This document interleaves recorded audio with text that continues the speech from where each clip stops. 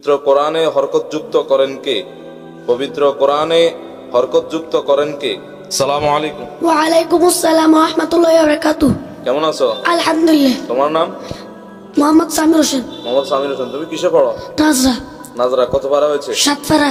7 পারা। মাশাআল্লাহ, আরো ভালো করে পড়ার চেষ্টা করতে হবে, ঠিক আছে? জি। আচ্ছা, তোমার জন্য প্রশ্ন, পবিত্র কোরআনে হরকত যুক্ত করেন কে? পবিত্র কোরআনে হরকত যুক্ত করেন কে? হাজ্জাজ বিন ইউসুফ নাকি ওমর ইবনে আব্দুল আজিজ? আমার প্রশ্ন বুঝছো? জি। মানে পবিত্র কোরআনে হরকত যুক্ত করছেন কে? হাজ্জাজ বিন ইউসুফ নাকি ওমর ইবনে আব্দুল আজিজ?